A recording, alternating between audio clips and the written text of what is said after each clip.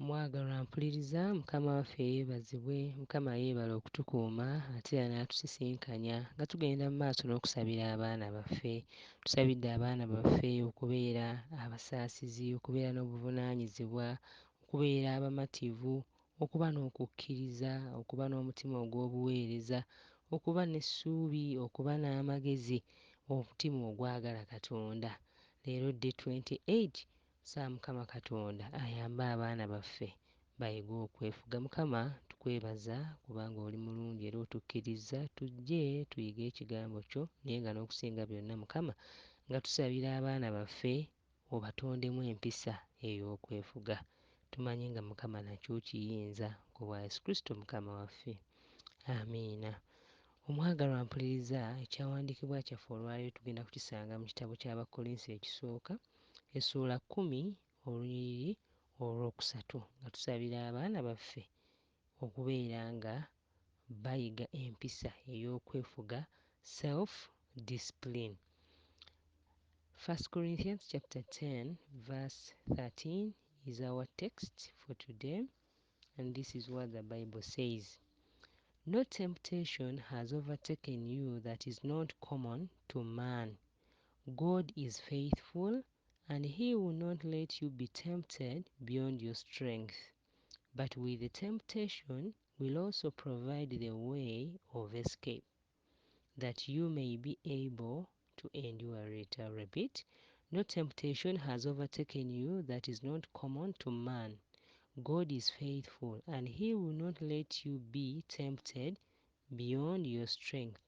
But with the temptation will also provide the way of escape, that you may be able to endure it.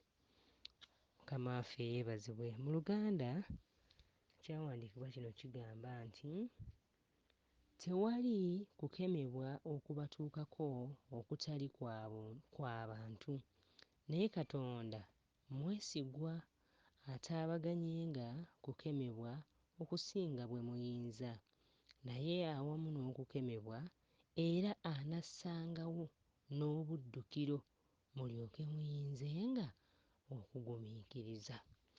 Omwagalwa, oluvannyuma nga tumaze okusabira abaana baffe ku Day 27 nti Mukama abawe ekisa bamwagale era nga bamwagalira ddala okuva ku ntobo y'omutima gwabwe, tujja ku Day 28 eyogera ku kubeera nga beefuga. Beefuga ku ki? Beefuga eri ebikemo ebyo ebibalumba mu bulamu ku madaala gonna. Sitaani ye tatya, talina muntu gw'atya, akema buli muntu, akema abato, n'akema abavubuka, n'akema abantu abakulu, n'akema abaweereza ba Mukama, abasumba, abakadde, bonna sitaani abakema. Naye ekyawandiikibwa kitugambye nti Mukama Katonda akkiriza ebikemo ne bijja gye tuli. Naye Katonda yes okubeera ng'abikkiriza kimu, naye Katonda waffe mwesigwa. Katonda waffe mwesigwa nti tagenda kutukkiriza kukemebwa kusukkawo ku ekyo kye tuyinza okusobola okubeera. Naye nga amaanyi ago tugaggya Bayibuli Oluzungu yakiggyeyo bulungi nti he won't let you be tempted beyond your strength. Si physical strength, but we are talking about the spiritual strength. Nti Mukama Katonda tagenda kukkiriza tukemebwe ekyo kye tutasobola kwaŋŋanga mu maanyi gaffe ag'omwoyo. Ekyo kiddayo eri nti okukkiriza kwaffe kwenkanawa, tunywedde kyenkanawa mu Mukama waffe. Abaana baffe bamanyi kyenkanawa ku Mukama. Katonda bamukkiriza kwenkanawa kubanga levo y'okukkiriza kwabwe ate yeegenda okubayamba mu kwaŋŋanga ebikemo ebibeera bibajjidde mu bulamu.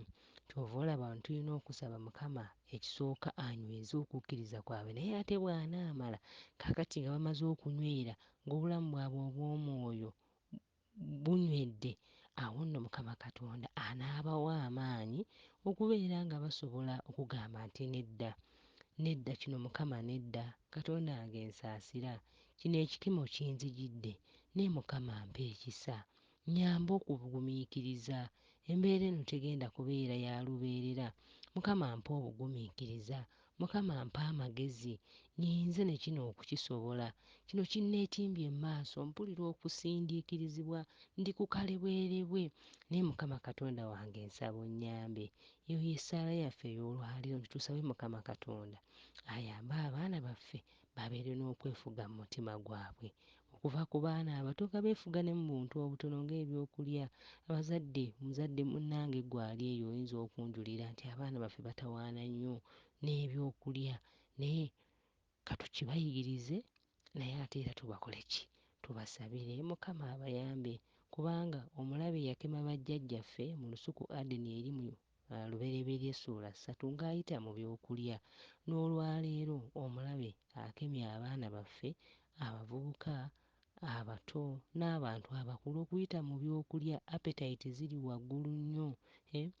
Olwaleero bw'otuwulira ku social media tulaba nga obumpwankimpwanki obwo buteekeddwamu ebiragalalagala eby'obutwa ebitali birungi, naye olw'okubanga busikiriza buwoomerera mu kamwa, abaana baffe ne beesanga nga bakoze eki?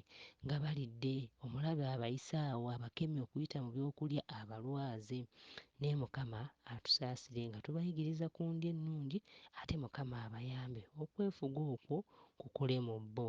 N'ebikemo ebirala nsimbi, Mukama ayambe abaana baffe baleme okugwa mu bikemo by'omubi, baleme okukemebwa Setaani, wabula ebikemo bwe biba bizze gye bali, Mukama abawa amaanyi nga bw'ayogedde wano nti he won't let you be tempted beyond your strength.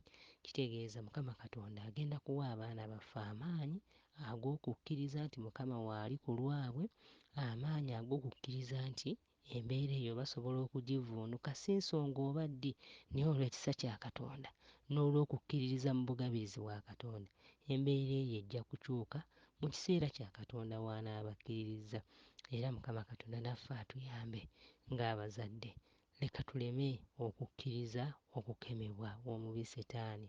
Mu maanyi gaffe tetukiyinza, naye olw'ekisa kya Katonda Mukama waffe waali okutuwa amaanyi. Era wano mu Luzungu olunyiriri gye luggwerako agambye he will provide a way of escape, nti Mukama waffe mwesigwa agenda kutuwa engeri ey'okwaŋŋanga okukemebwa okwo oba ebikemo Setaani by'aba aleeze gye tuli. Era gye luggwera yagamba nti temptations produce patience or endurance, nti ebikemo bino ebijja gye tuli eky'amazima bigenderedde kutuzimbamu ekisooka oba kiyite obugumiikiriza, oba okubeera nga tusobola okuguma ne tulindirira Mukama. Ng'Abakristaayo tumanyi nga embeera enzibu zo zijja kutujjira, kubanga omulabe alwanagana naffe era ng'ali ku bugumiikiriza bwaffe bw'azannyirako, bw'agezesa alabe tusobola ddala okulindirira Mukama.